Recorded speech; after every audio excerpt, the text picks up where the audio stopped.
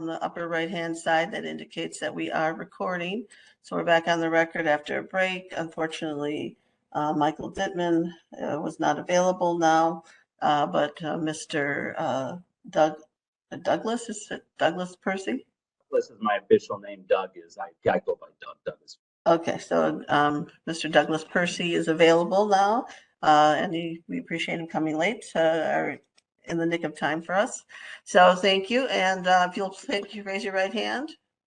Do you swear the testimony about to give in this matter is the truth, the whole truth, and nothing but the truth, so help you God, and under threat of prosecution for perjury if you do not tell the truth? Do you understand that, and do you agree? I agree. Thank you. Go ahead then, Mr. Cross, and do your direct. Mr. Percy, are you employed by the Department of Corrections? Yes. Okay, how are you employed by the Department of Corrections? I am the division administrator for the Division of Management Services. Okay, and before you were an administrator, were you a director? No, I was an assistant administrator for the Division of Adult Institutions. I'm sorry, I'm having trouble hearing you. I was an assistant administrator for the Division of Adult Institutions. Okay, and do you know Sue Novak? Yes. How do you know Sue Novak?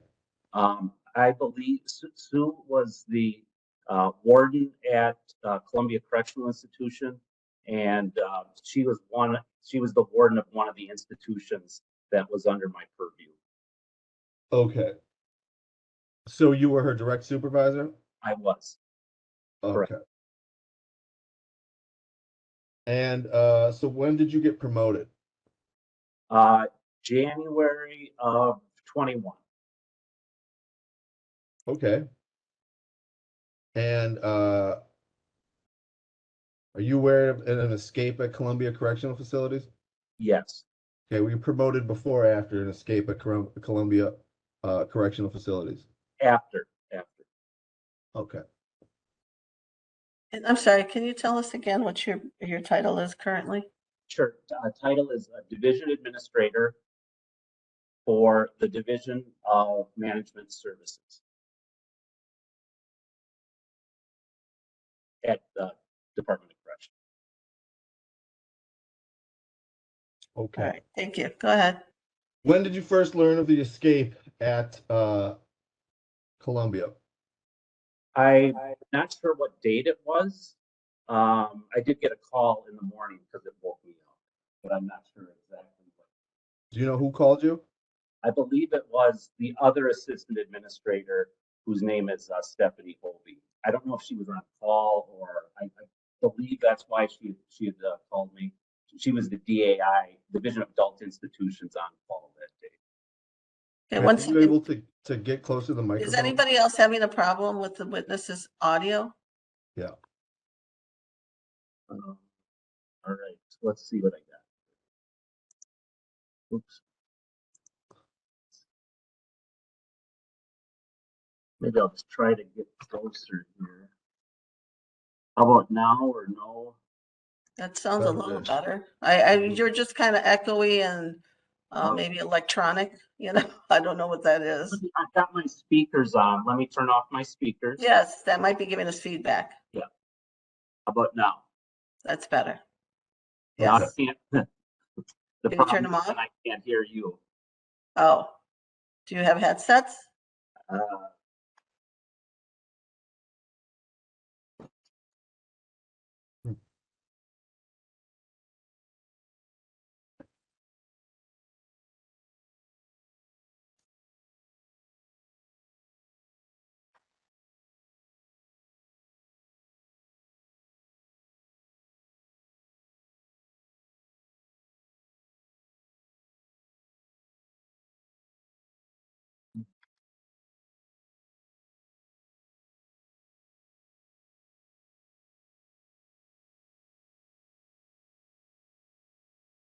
No, There's no plug for the headset? no. Yeah. Okay, well, we'll try to do what we can, but it is echoey because of Yeah, I know the that's speakers. hard. I've been in those situations too. And it's I'm sorry, what? Yeah, I've been in those situations before too, and it's very difficult. So, Okay, when you talk like a little slower like that, I think that helps. okay. Okay, and staying close. Okay, go ahead, Mr. Cross. Let's see what we Okay, can do. we'll do the best we can. All right. So, after you learned of the escape, what actions did you take? I know that I believe after Miss Hobie called me, I I think after that point, because I believe it woke me up. I forgot what time exactly what time in the morning it was. Um, I talked to I think at some point between then and when I came into work with the division administrator, and uh, she had asked me to come in. This is during COVID, and so I came in the office that day. One of the things that we had talked about is both the division administrator, myself, and Ms. Hovey was sending security chief Fuchs to the institution so that he could respond to different issues and have a presence there. Okay, did you go to the institution? I did not, Why not? because I was not asked to. Okay. Was there anything keep preventing you from going to the institution?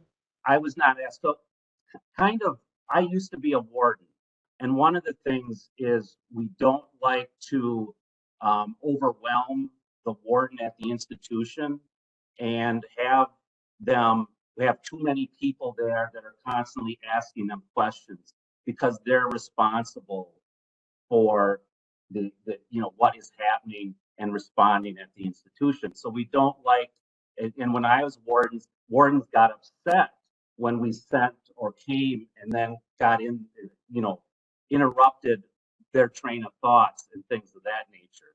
So we sent security chief Fuchs there.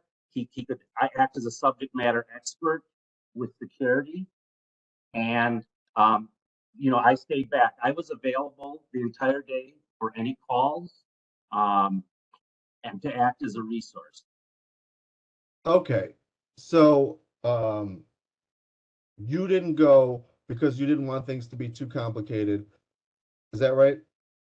I would say we didn't want Miss Novak had a lot going on that day, and we didn't want to overwhelm her, and she had a lot of people coming at her. Okay. But to keep her from being overwhelmed, then you set Mr. Fuchs or something else. Yeah, we as a team we spent Mr. Fuchs so that he could be on site and answer any security related questions. Okay. So going forward, when let's just be clear who's making the decision here. So when you say as a team, who's the highest ranking person in that team? The division administrator. So really, Miss Fesahai is the one making the decision, right? She would make the ultimate decision on that. Yes. Okay.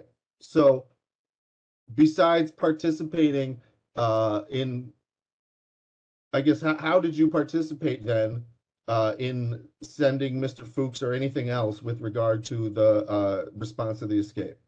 I'm not sure if it were. It most likely was a phone call, and I'm not sure if Miss Fesahaya just decided on her own or whether it was a phone call. In any regards, Mr. Fuchs was sent to the institute. Okay. If Warden Novak had asked you for assistance during the escape, would you have gone to the institution? I would have, yes, and I would have talked to Miss Fesahaya about that. But I was willing to do that, sir. Okay. What conversations with Sue Novak did you have during the course of the escape? Yeah, I'm not sure. I don't remember the if there were any phone calls or if I talked with Mr. Fuchs during the day. I am not sure. I do not know. I do not. Did you talk to Mr. Fuchs? I'm not sure. I'm not Okay. sure. Do you recall if you talked to Sue Novak at all? I'm not sure. Do you recall if you talked to anybody at the institution during the escape? I do not know. You don't know. I do not know. I do not remember. I should say I do not remember. Okay.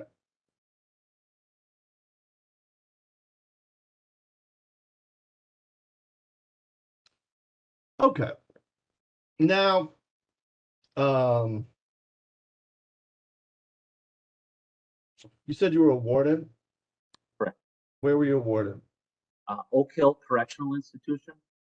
Okay. What kind of facility is that? Medium or maximum? Something else? That's a minimum security facility, a fenced minimum. We call it a fenced minimum. Okay. Have you ever been awarded of a maximum security institution? I have not. No, Okay. How about a medium security institution? no. I No. have, Okay. But you were, in fact, the supervisor over several maximum and medium security institutions, correct? that is correct. Okay. What training did you have in supervising maximum or medium security institutions? Well, I had a number of years in corrections. So I started in state service in '94, and I just started with the Department of. I worked for the Department of Corrections, well, at the institution. So I was at Oak Hill from 2005 to 2011. I was the business director there. I was the security chief for a year, or security director. It's not they're not called the chief; it's called the director. And then I was warden from 2016 to 2018. Okay. And you understand the difference between training and experience, right? How would you define it? Is that a yes or you do not understand it? And you would need me to. I need to know how you define it in order. Okay, I got it. So, uh, what I understood from you was you were describing your job history today, correct? Correct. Okay. So when I'm talking about training, I'm talking about specific instruction regarding supervision of medium or maximum security prisons. Have you ever undergone any such training? Um, I I worked for DAI for a number of years, and many of the concepts that relate to all types of institutions, whether it be maximum security, medium security, or minimum security. And so the concepts are the same. There's limited movement in a maximum security institution, which differs, and there's certain rules that differ, but the concepts are the same. Okay. So, any warden based on your knowledge and experience as an administrator or an assistant administrator, can any warden from in a minimum security prison be the warden of a maximum security prison? It would, we would look at their experience, but certainly, possibly, yes, absolutely, yes. Okay, possibly. Yeah, absolutely. Okay. It would depend on the circumstances and the individual, but certainly, yes, yeah, absolutely. Like what kind of circumstances? Just their experience, or because they could have a great deal of experience within the division, in different areas. Being a warden is not only related to security and things of that nature, although that is extremely important. There's many facets to being a warden. I would describe it as being kind of mayor of a community. And as mayor, you need to know a lot about a lot of different things. And you may not be an expert in any one thing, but you need to know about a lot of different things. Okay, how many female wardens are there currently of maximum security institutions? Currently, I don't know the answer to that. Isn't it true that it's zero? I don't know. I don't know the answer. I'm in DMS now. I'm not in DAI, so I don't know. Okay. When you were in DAI, how many wardens, female wardens, were there in charge of maximum security institution? I'm thinking because I'm thinking about the maximum security institution. So I would say actually there is Tachita is a maximum security. It's a maximum/medium security institution. Okay. So other than that maximum/medium security prison, now we can focus on the maximum security prisons. How many female wardens are there during your time as maximum security prisons? So which institution? So you're talking Wisconsin Secure Program Facility. Do you understand what the set of maximum security prisons are at the Department of Corrections? I do, but Okay. Do you understand the difference between male and female? yes, Okay. So are you based on that knowledge, are you able to tell us how many male wardens or female wardens there are of maximum security institutions while you were an assistant administrator of the Department of Adult Institutions? so I just wanted to go through each of the institutions so that I don't forget any. So that was my only purpose in that. I wasn't trying to be difficult. So there's Wisconsin Secure Program Facility that has a male ward and still has a male ward. Green Bay Correctional Institution, that at the time, I believe it was a male warden, but I'm not entirely sure. We had Waupun Correctional Institution, which was a male warden. And how about now? Green Bay, Yeah. that position is currently vacant, I believe. Okay. And then How do you know that? just through knowledge of the department. Okay, and you knew that answer when I asked you that before, but you told me that you were in a different position and didn't know anything about the DAI anymore, right? Well, I currently work for the Division of Management Services, but they do send out notices on new appointments and things like that. So, Okay, well, so why didn't you give me that answer then? Object to badgering at this point. I think you asked him about if there were women who didn't, this was a vacant position, if it's what you're asking about. So let's move All on. right, well, I think we're all clear now. Okay, okay. so let's talk more about the escape then. Okay. Were you ever interviewed by Internal Affairs regarding the escape? I was, correct. Okay. And what did you discuss during that interview? Oh, you would have to be more specific. I mean, a lot of stuff. Okay. Did you discuss, let's go back there for a second. Are you aware of whether or not Columbia Correctional Facilities has a stun fence? Yes, they would have a stun fence. That's okay. What's your knowledge of the condition of the stun fence? The knowledge of the condition of the stun fence. At the time of the escape, I didn't have any knowledge of the condition of the stun fence. Right now, based on the after action report, I did receive information on that.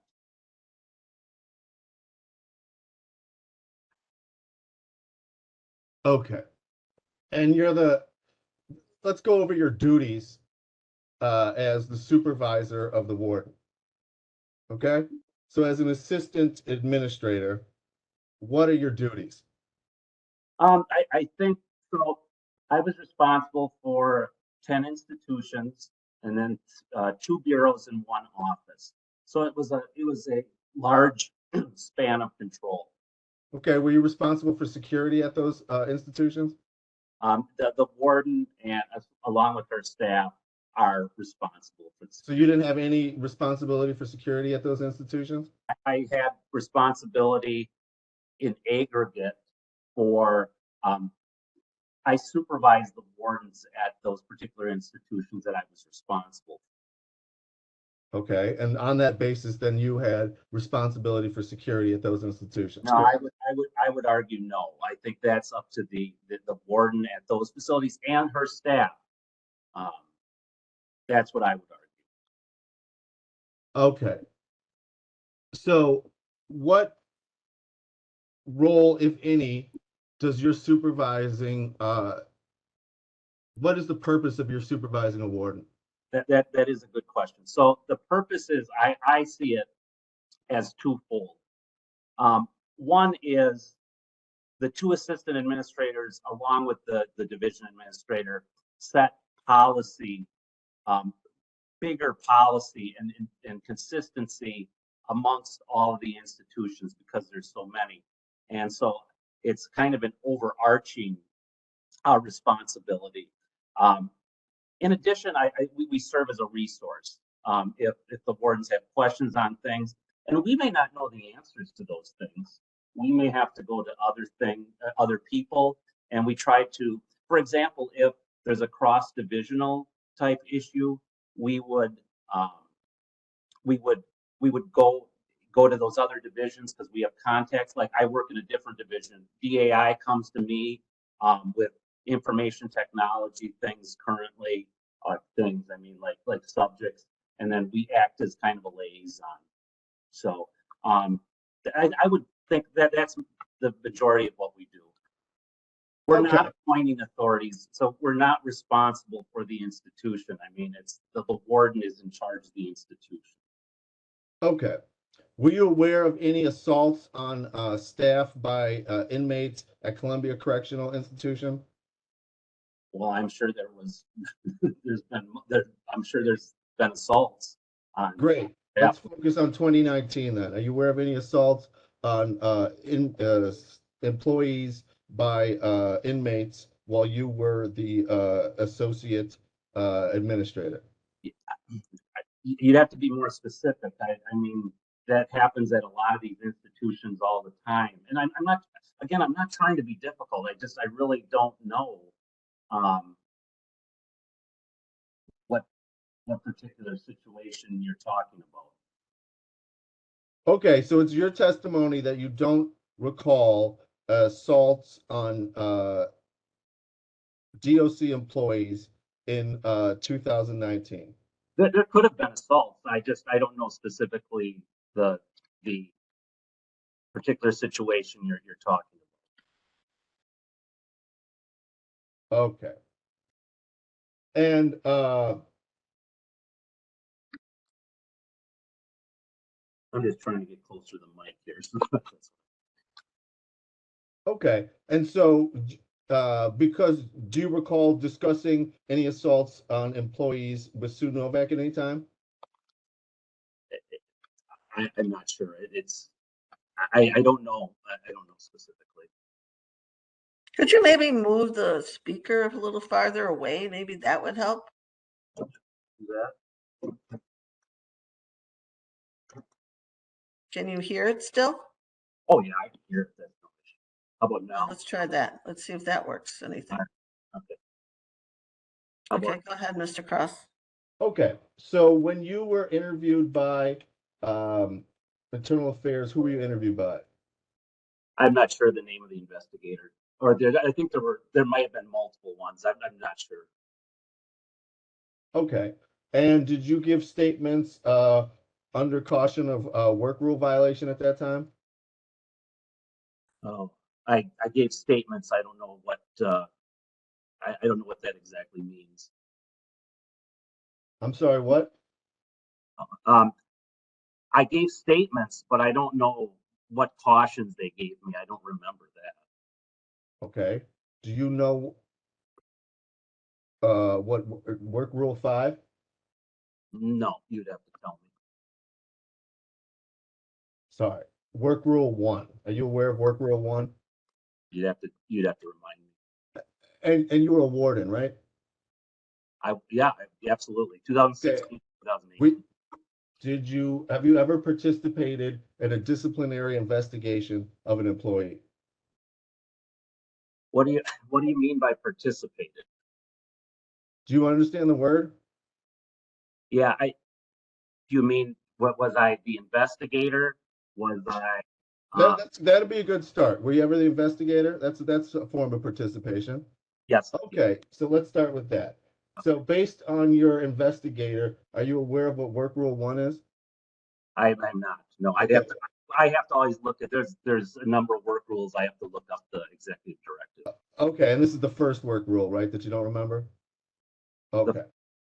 So and have you ever given a witness read a statement out to a witness before you interview them? Could you repeat that again? I'm sorry. Have you ever read out a statement to a witness before you interviewed them? Read a statement. What type of statement? For example, read each of the following steps as indicated with the employee and check each box upon completion. for witness interviews, begin the meeting by reading the following. Inform the employee the purpose of the meeting is to investigate allegations of misconduct in the workplace. State they are required by Work Rule 1 to answer fully and completely the questions put to them to their best ability, and if they refuse to answer, they may be disciplined for that refusal. Have you ever read that statement out? I'm not sure. I just don't know. Okay, but you have been an investigator, correct? I have. Okay. Have you ever, do you know what form 15807C is? C or just 15807? Well, let's start with 15807. Do you know what that is? I believe that's the form that you fill out to start an investigation. Okay. So, if I was to put to you that Work Rule 1 required an employee to answer fully and completely the questions put to them to the best of their ability, and if they refuse to answer, they may be disciplined for that refusal. Does that sound like what Work Rule 1 is or something else? If you're saying that's what Work Rule 1 is, I'm sure you're reading from it. So Okay. And did you answer fully and completely the questions put before you when you were interviewed? I believe so. I mean, you probably have a copy of the interview. Okay.